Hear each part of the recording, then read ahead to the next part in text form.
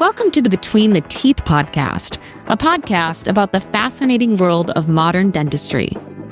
From progressive technologies to insights from experienced professionals, we explore the full spectrum of dental implantology for happy patients and for lifetime smiles. Hello and welcome to a new episode of Between Teeth. My name is Marcel van Hees, and today we're honored to have Dr. Ramón Gómez Meda, all the way from Spain. The first time lecturing today, not lecturing, the first time having a master course with us today in the Netherlands, in Oosterwijk. Let me quickly introduce you. I have a small list about yourself, and correct me afterwards if I'm wrong. You performed this postgraduate training in periodontics and implantology in Madrid. Yes. Occlusion and temporomandibular dysfunction in Valencia, and orthodontics in Santiago de Compostela. Mm-hmm. That's already a nice, interesting thing. So you did perio, prosto, and ortho. We can talk later on about it because I think that's already special. You're an international speaker on periodontics, aesthetic dentistry, and multidisciplinary treatments. And you're also an adjunct assistant professor of the Department of Prosthodontics, the School of Dentistry in New Orleans. That's still correct? Yes. And last but not least, you're the founder of the Meda Training Center in Ponferrada with an additional branch location in La Coruña, Spain. So hopefully we can do the course next time there because you already told some things about it today. Did I miss anything, or is that correct? No, it's good. I was director of a private university, but I quit because it's very difficult to combine everything, Yeah. And right now I'm lecturing very intensively all around the globe. This is my second time here in Netherlands. Yeah, I think first time with two you. Or three times, 2 or 3 years ago. Yes. And I've been also in Belgium several times, quite close from here.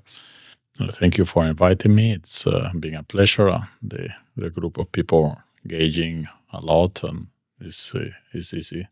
Yeah, for people that don't know, we had the first course day of 2 today.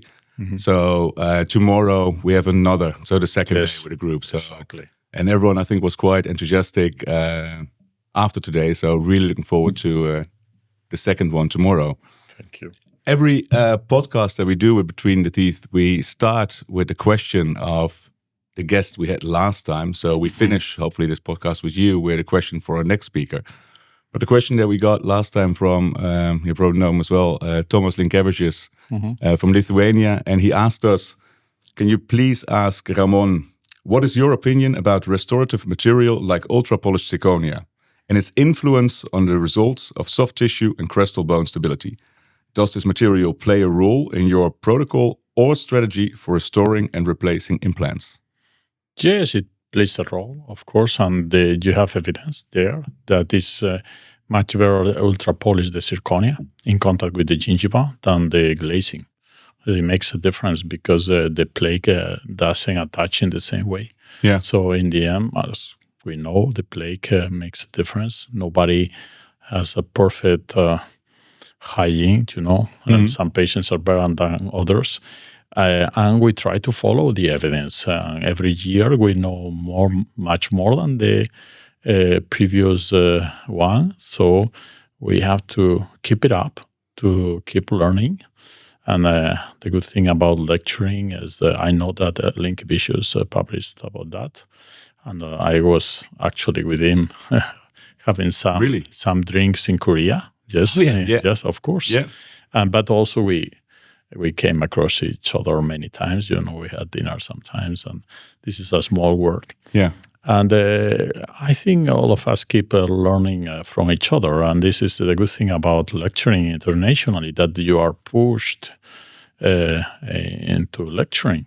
You have to update your lectures, you have to read, you have to review the systematic the review papers, and so on. So, of course, we follow that. We've been following that protocol for several years. Yeah. We provide the best we can for our patients, of course. Okay, thank you. It was a nice and fulfilling answer. Talking about the lecturing,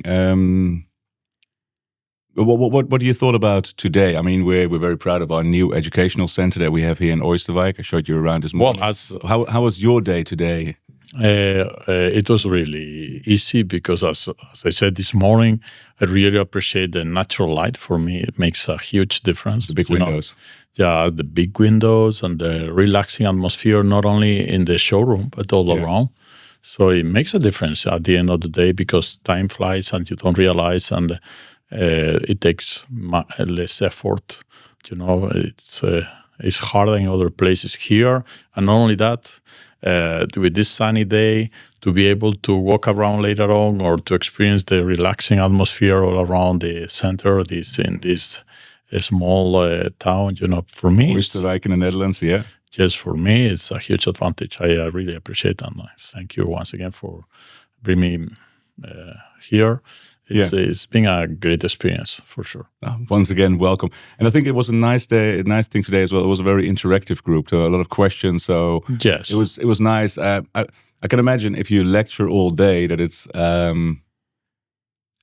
Is it easier or more difficult if there's a lot of interaction for you? For me, it's by far easier. Yeah. For me, the hardest thing is to end up with a monologue. With a very shy. Sometimes the audience is shyer. Yeah. But it's harder because I think the difficult part can be you have so many presentations or so many slides, and I saw you a couple of times today. Oh, let me quick change to another presentation, or I have this information in this.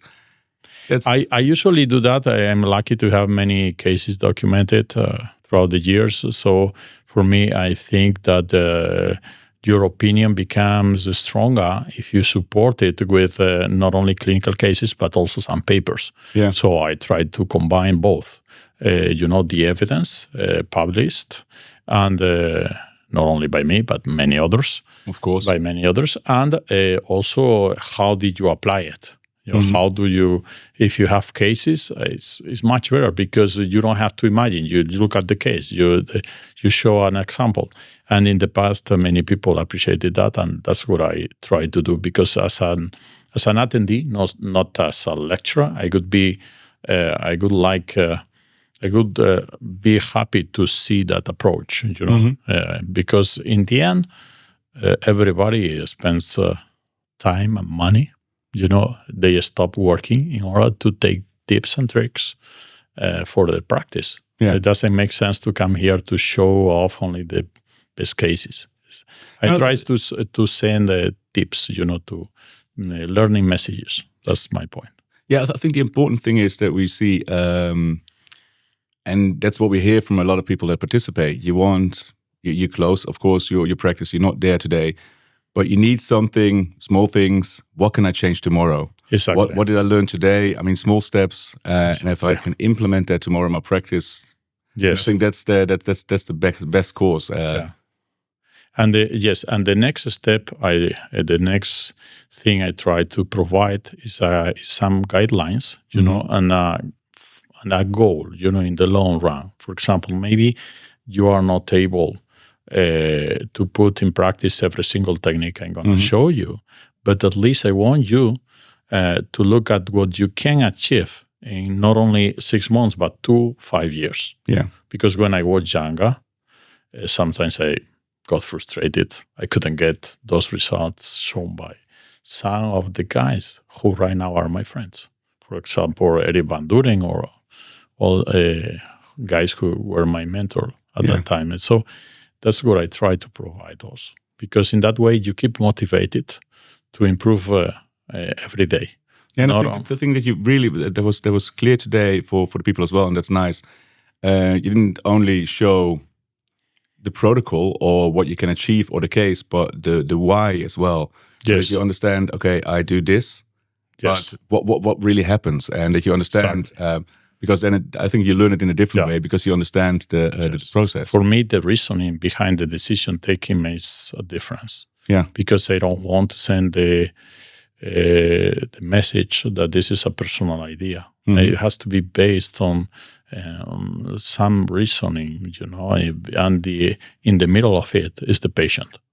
To improve the quality of life of the patient and to reduce the morbidity and the possible complications.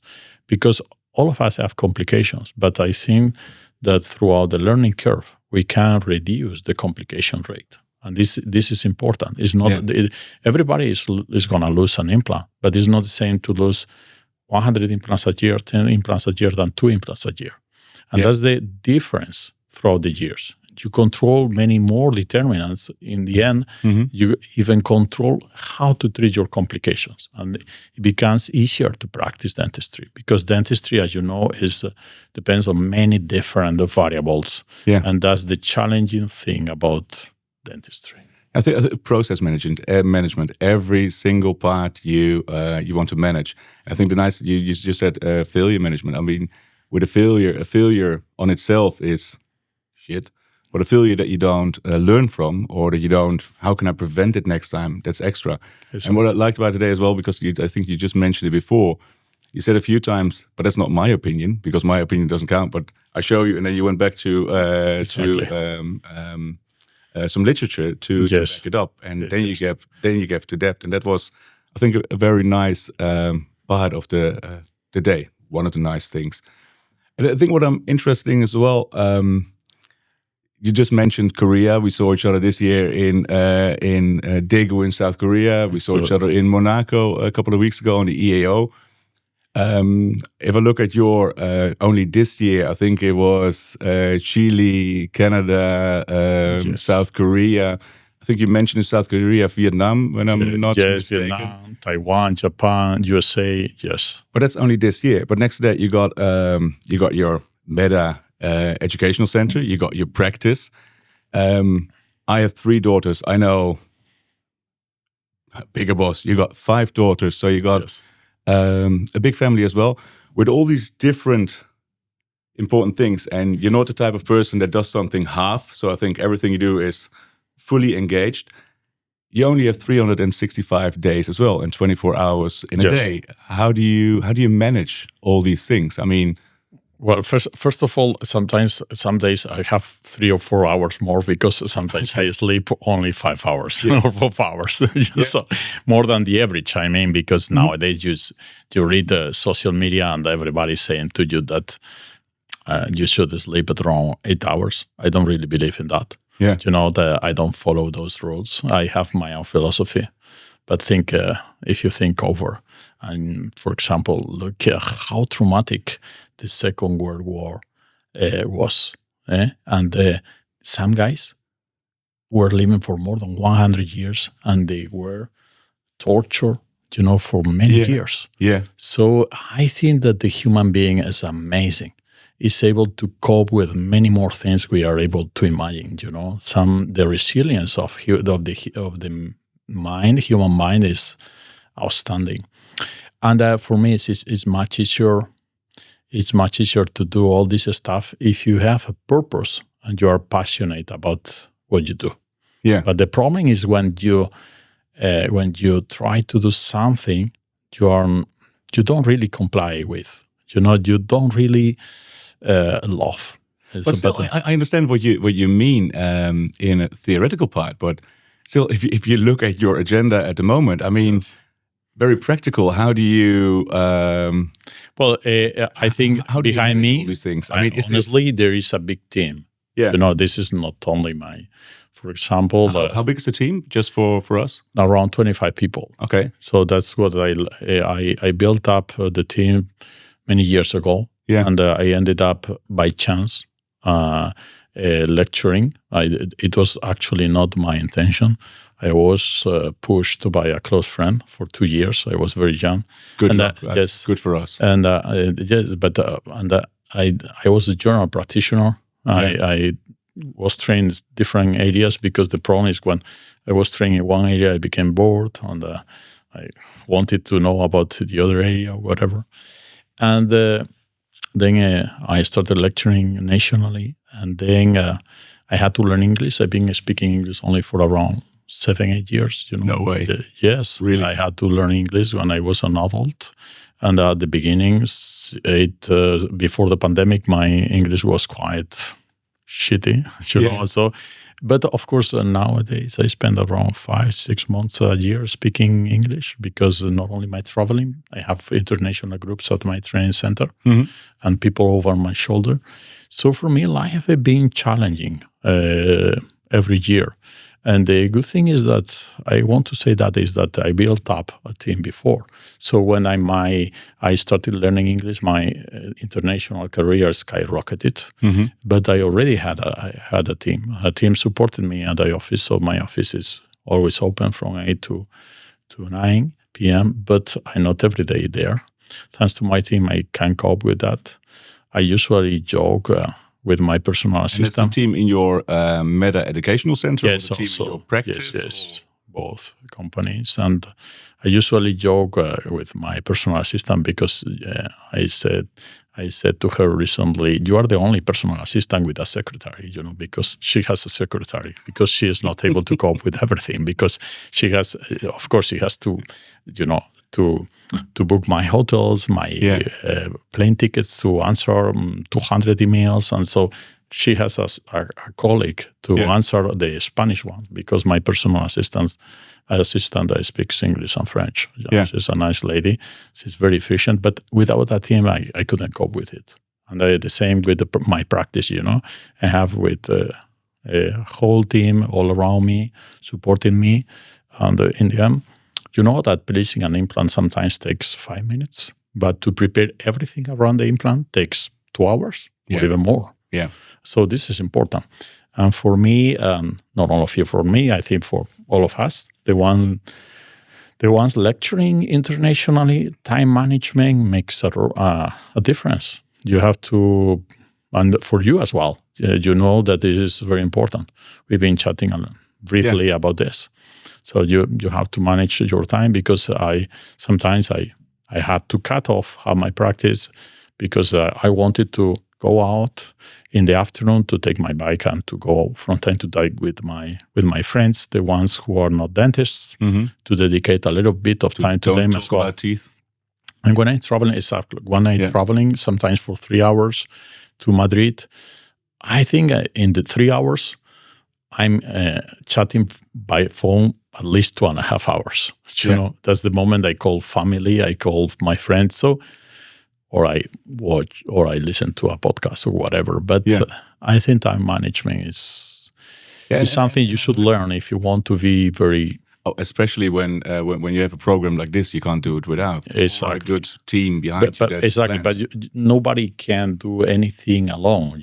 No. So that you need the support. You need the support of many people behind you, and that's, of course, this is what you see is not done by myself. And I heard, and for example, I know after tomorrow you fly, I think, to Beirut. Yes, tomorrow I fly to Lebanon. Of when you travel, you try to combine as much from as Lebanon. Well. I fly back to Bilbao, and from Bilbao to Oporto, Portugal, and then after 10 days I come back to the office. But on Monday I arrive to my home, and on Monday I have a group of people shadowing me for 4 days, doing surgery like hell, and then I leave for Dubai and so on.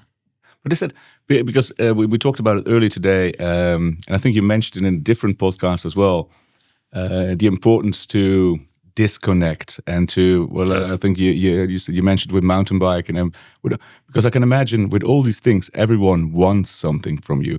You're lecturing people, they're coming for you, they want something from you. When you say in your practice, you got a group of people shadowing you, they still. So I can imagine that you have to disconnect somewhere. Yes. And that's the reason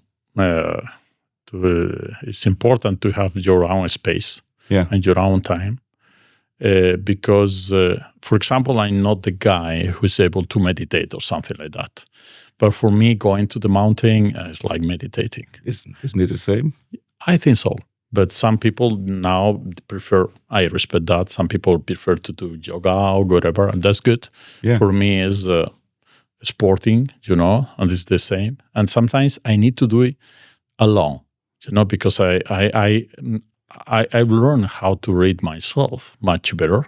Yeah. Not only my body, but also my mind. That's the reason yesterday night I reached Netherlands, and after having dinner here with Martin, a friend, I went around for almost 2 hours.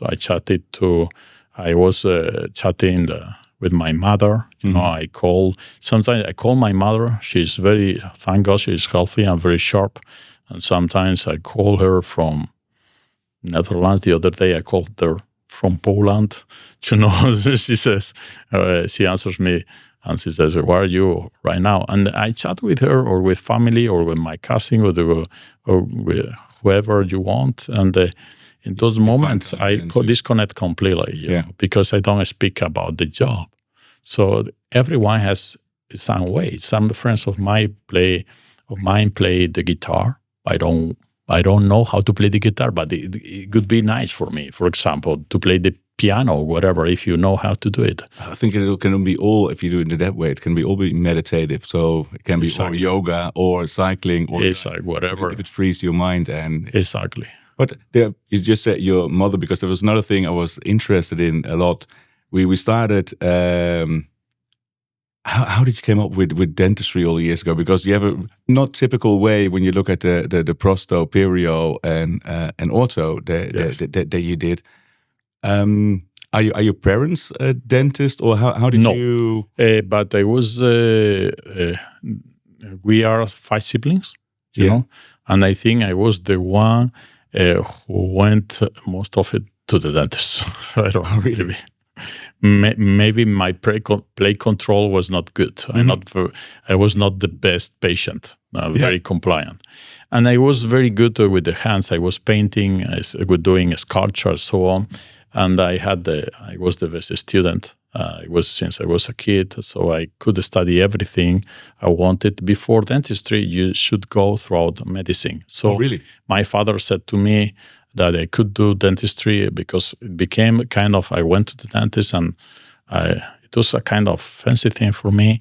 And I became curious about that. And I asked my father, Daddy, what do you think about this? And of course, you can study whatever you want. So I was preparing during high school to study medicine, but a few years before. Because you first had to do medicine. Yeah, but the law changed 3 or 2 years before. And then I went directly to the dental university. And that's the stories.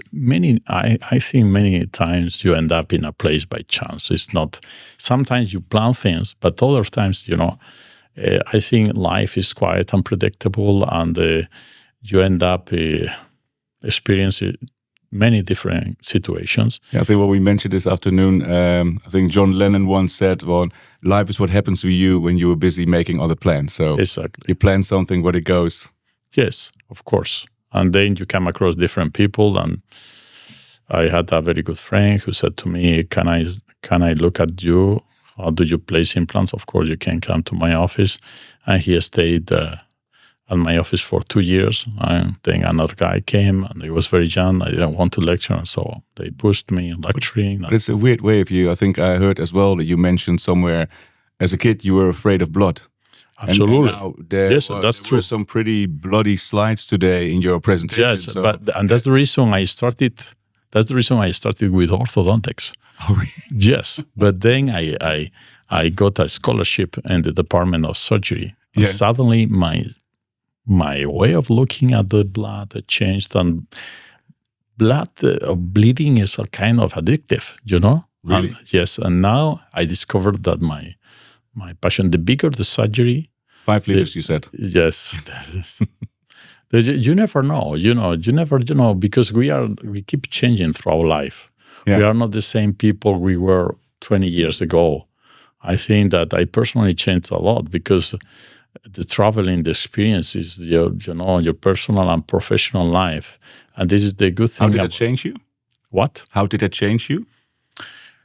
Look, I will tell you a story. This is when I didn't speak English. Every time I've been reading a lot throughout my life, throughout philosophy, psychology, and so on, body language, and so on. Before speaking English, every time I went to South America for 10 years, I came back to Spain. Everybody spoke to me in Spanish. Mm-hmm. Now, suddenly, for the last few years, I reach Spain back, and many people speak to me in English. Really?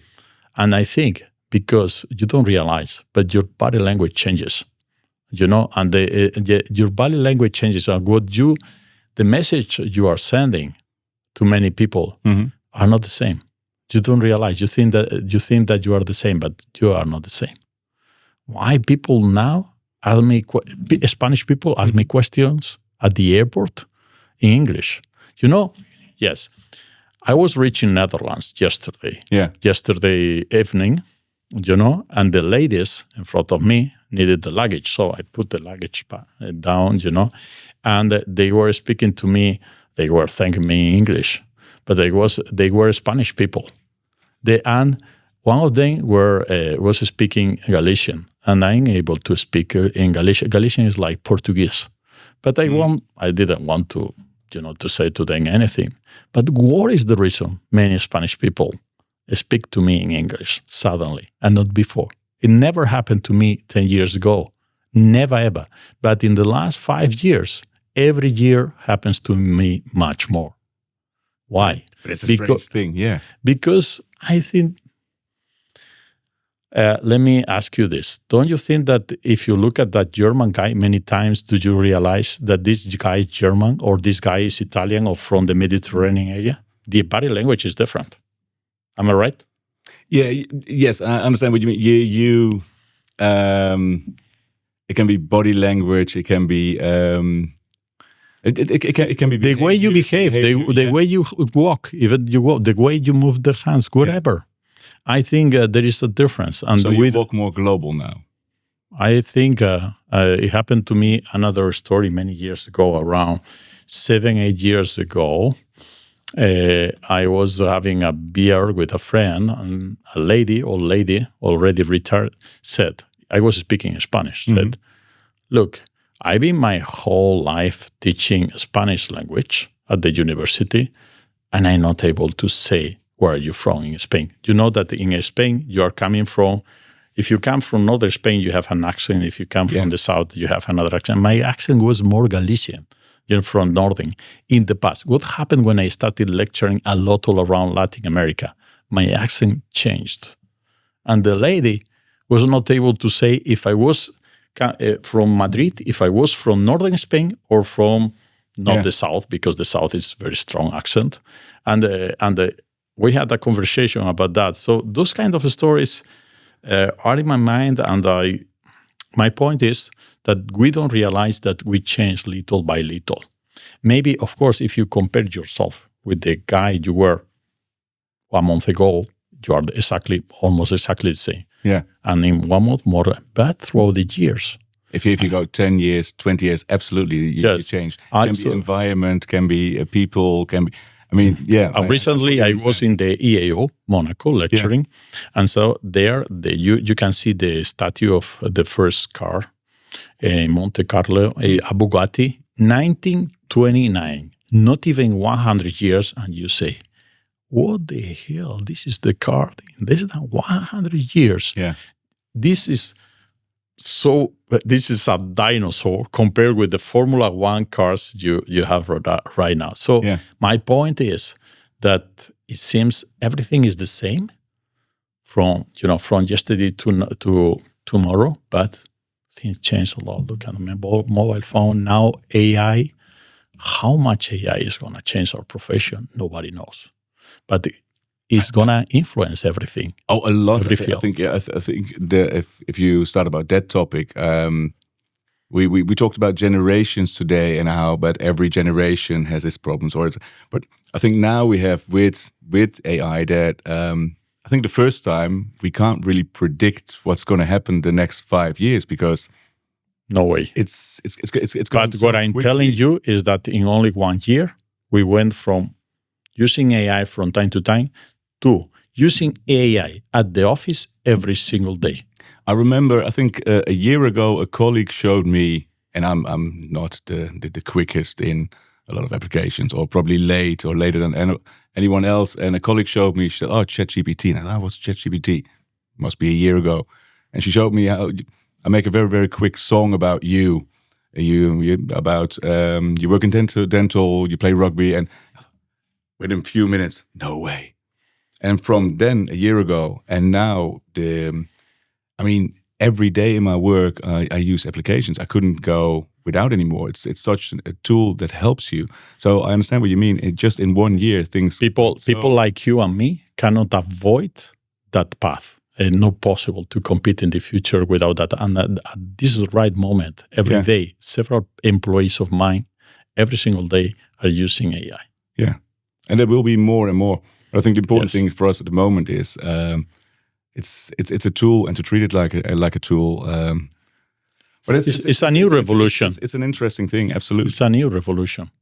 It's in the same way in around 2000, the revolution with the websites. It was developed before, but the revolution, we didn't understand really how the website revolution would influence our jobs, our positions. Yeah. And now we know for sure that many jobs, for example, programming and so on, is going to be terribly easy with AI. Yeah.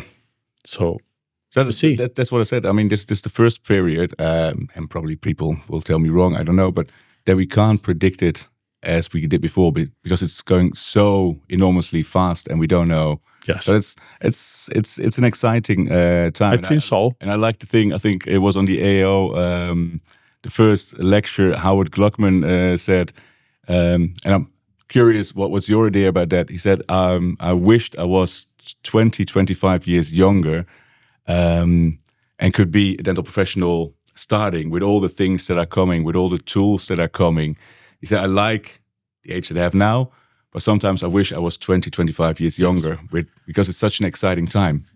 In the past, sometimes I thought about that, but you know what? I think we were, me and many others like you, and we've been extremely lucky because we've been living the history of dentistry and going from analog to digital and now AI. That already, allows us to understand the evolution much better because the old papers, today I was talking about papers from the 70s, from the 80s.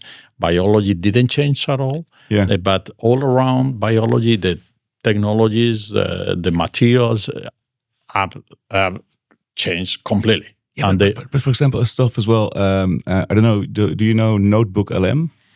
Notebook, it rings a bell, but I never used it. Very, very, very simple.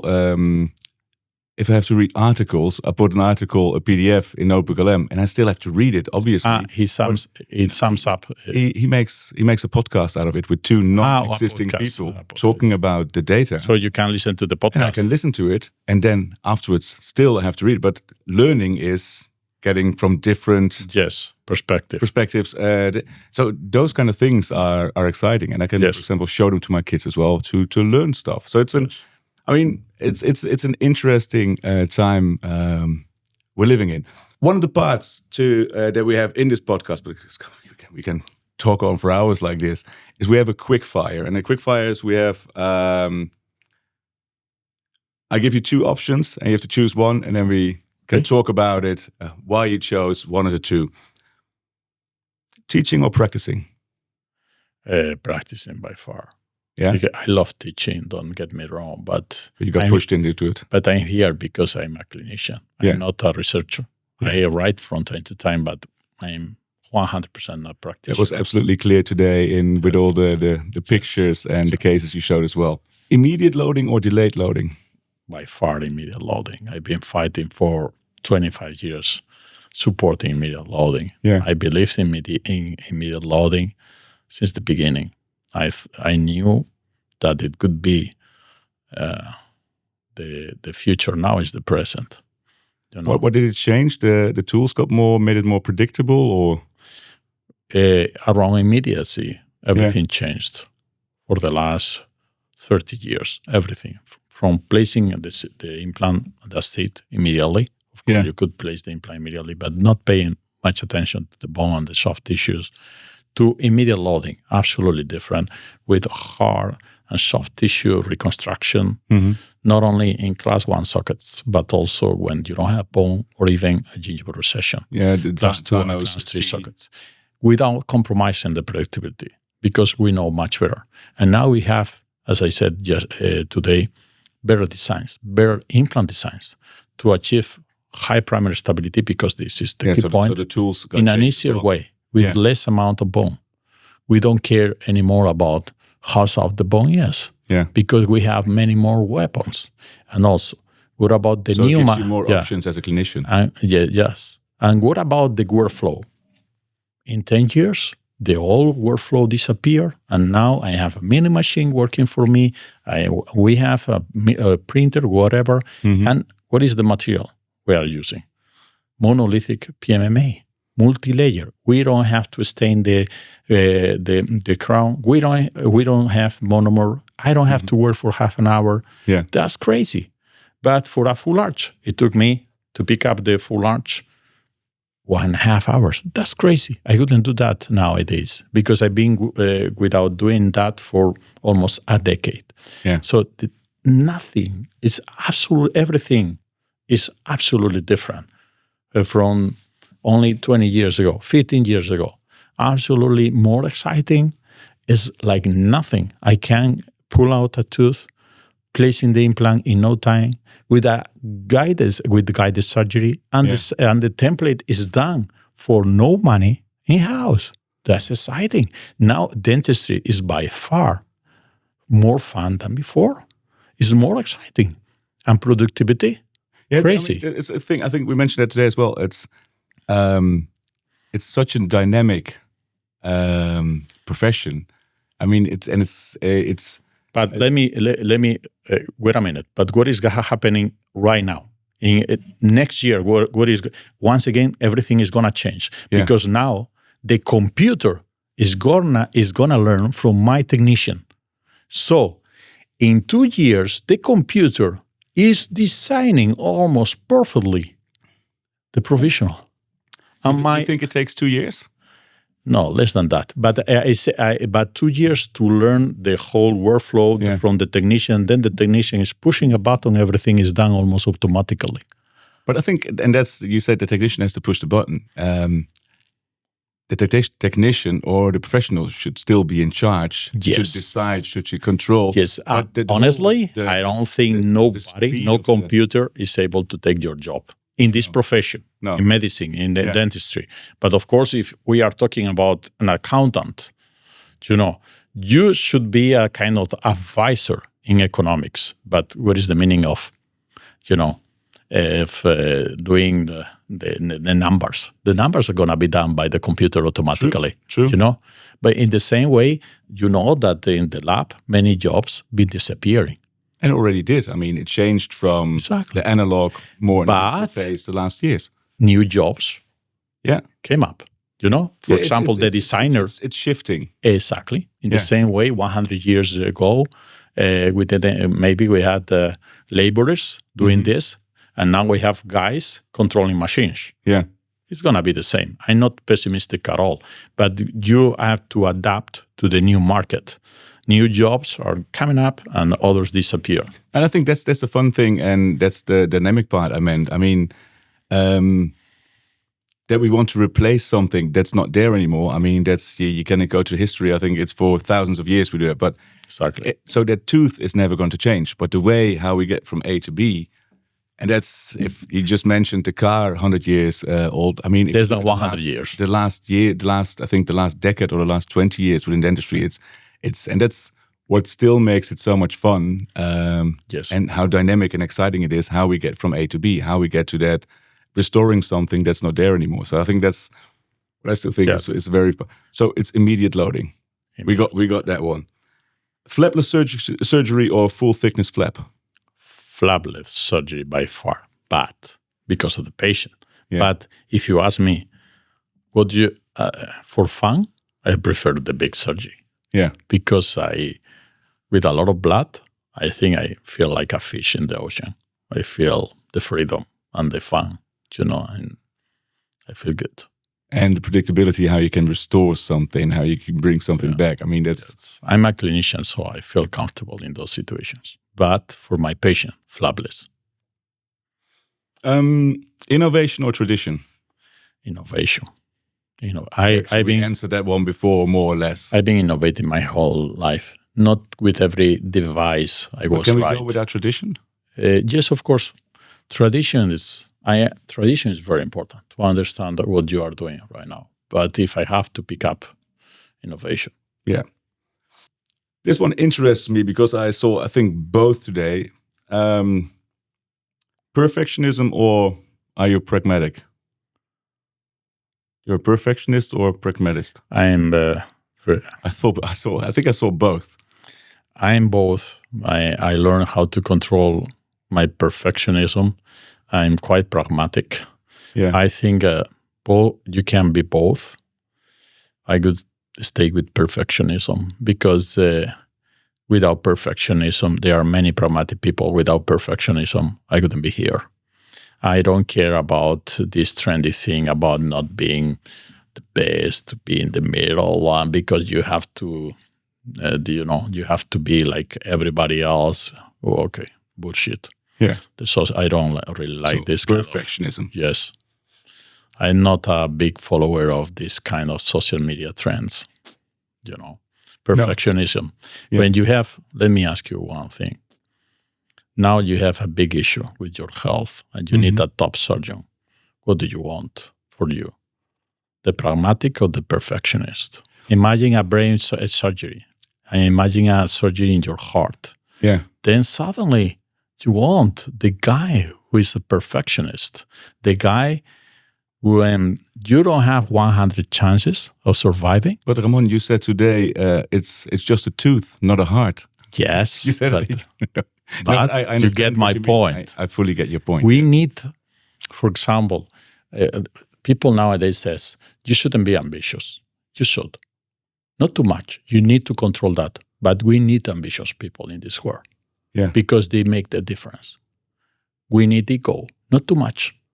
Of course, you need to control your ego. But I mean, ambition. I fully agree, because ambition is being every day a little bit better, learning every day, and that's ambitious as well. Another thing is greed.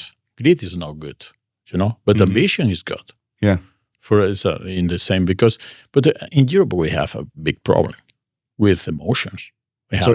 Come again, last. In Europe, I think we have a big problem recognizing how every emotion is necessary, and you need to be sad in order to be, to be happier. You need to understand bad moments in order to understand the good ones. Yeah, you need the bad feeling in order to understand the good one. So you don't have to overthink so much, and we need this kind of guys who are perfectionists in every career. Yeah, from my point of view. Oh, I fully agree. So you go to a top restaurant. Why this is a top restaurant? Because behind the cook is a fucking going for the best perfectionist. Yeah. Yes. And so, what is happening with the perfectionist? Sometimes they become drug addicts, sometimes they struggle. But the best music you are listening to sometimes is coming from the perfectionist. Yeah. That's it. Clear answer. Coffee, or in your case, a cappuccino, before or after surgery? I think I can take it before, but during the week I don't take coffee because I'm hyperactive and very. Oh, then it's not very a good, obsessive good compulsive. When I get up, I'm too much after. Yeah, if I take coffee, I kill my team. I end up working too much, and they become exhausted. Okay, so let's don't do that then. Yes. What's your favorite instrument in your daily practice? What you couldn't go without? Yeah, without a blade. Without a blade. It's a micro one or a 15C? 15C. Because the 15C is in the middle, Yeah. It's more balanced. So can't go without the 15C. That's a clear one. To go back a little bit about you and yourself, because now for a lot of people, you're the mentor, and people come they come to Spain to visit you, to look over your shoulder and shadowing you, like you said. You travel all over the world because people want Ramón Gómez Meda as the mentor. Who were your mentors? Who sparked you when you were younger? Many people. like Maurice Salama, like Michael Picos, like Eric Van Duren, people that I'm proud of saying that nowadays they are my friends, and I've been invited. You saw Eric at the AO as well. Of course, and I had dinner with Eric many times, and they invited me to Belgium, and those guys I was attending as a young dentist their courses, and I was at the same time motivated, but frustrated because I was not able to achieve those goals. But they put a start for me. Mm-hmm. They showed me the path. So those are the guys who make you better. Yeah, because and that's the reason I try not to show the best cases, but to show a philosophy, to show what is the path you should follow. Yeah, and I'm very grateful. I'm very proud of being invited by them in the past. It's and I think I saw today that. Is it upcoming that you're amongst? Is it Maurice Salama? Yes, Maurice was the one introducing me in USA.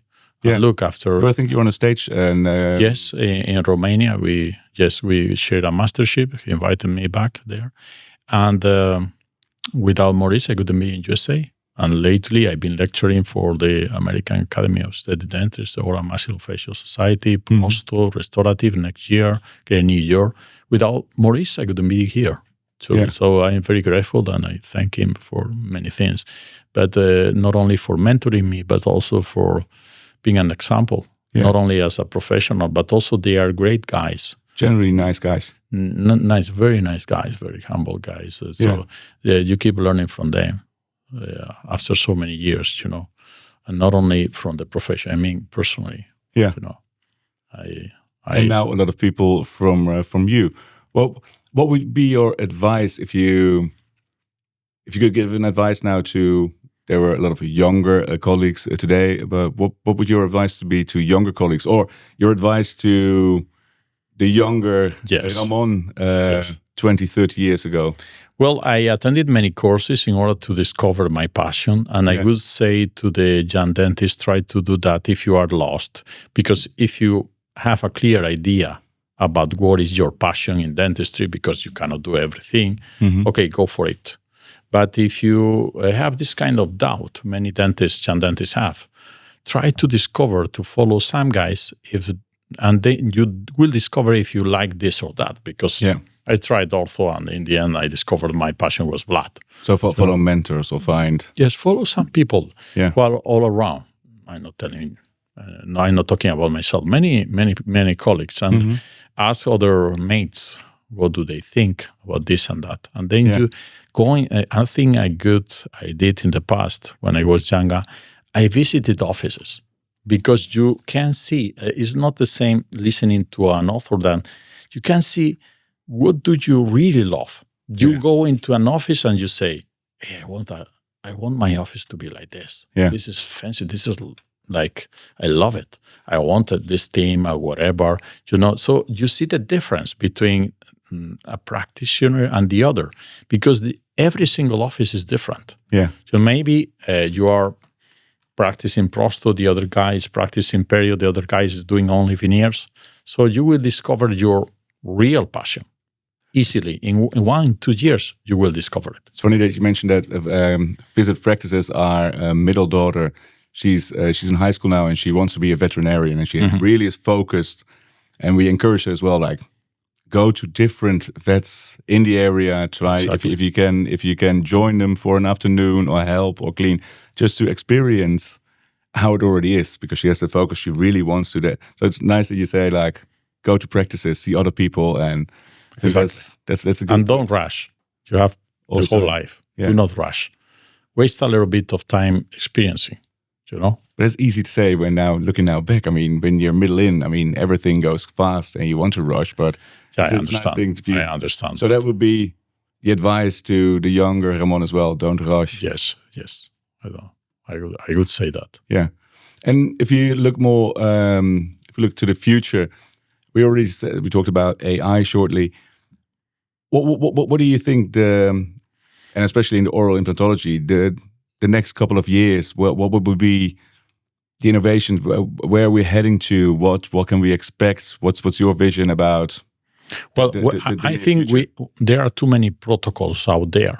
Mm-hmm. So I've been a few months ago in Malaga for an international consensus with another 70 top speakers from all over the world. And this is what in my opinion, we have to work with consensus, and refining, polishing the techniques, because it's not so good to give different lectures with different messages for the attendee. We should end up like in medicine with a strong protocol for every clinical situation, and we still have to work a lot in order to get that, because we keep modifying every day, learning tiny things. Of course, maybe we are not going to change so much the protocols as we did in the past, but there is still a lot of work to do. But isn't it a nice thing with all the things that's being achieved over the last years, that if you put them into protocols, that you keep them and that you use them, instead of going forwards all the times, but without appreciating or putting into protocols what you have? I mean, then it's all loose sand, or is that too easy? It's not gonna be easy, because every one of us wants to defend his ideas, and there are many different approaches, many different offices, as I said before. But we should fight for it in order to educate the new generation much better. No matter if you are at the university or you give private courses, I think this will make a difference. If we get a consensus, everything will become more predictable, in my opinion. Absolutely. And like I said, then we use what we already have. I don't care about the instrument, We can use different softwares. We can use different instruments, instrument brands. But what I'm talking about is the protocol. It's like driving. You have different signs, but you can drive any car. So that's the point. Like I said before, I think we could talk. We could go on for hours because I really like this. But we have to wrap it up a little bit. One of the things, we started with a question there from Thomas Linkevičius for you. On November 15th, we got from Italy, Giorgio Tabanella. What would your question for him be that we can start with in the next one? Yes, I think a good question for him could be, how does he look at periodontics in the next 5 years? What, in his opinion, is going to be the greatest change? What are they more or less the same issue? What are the projects they are working with? Because I think, as I said before, we think that everything is the same, but no, everything is constantly changing. Surgeries became more minimalistic throughout the years. We know much more about biology and so on. I know that he's researching and he's lecturing. So what is his opinion about this and the next 5 years in periodontics? That's a good start. We're going to start with that on the 15th of November. Exactly. I want to thank you a lot for our first course day today, but especially for joining us in this podcast as well. Thank you. Really much appreciated, because I think it was a lot of fun, and I hope people are listening experience that the same way. And thank you for tuning in into this podcast, Between Teeth. I hope you enjoyed it, and follow us, and till the next time. Thank you. Thank you so much for the invitation. Thank you.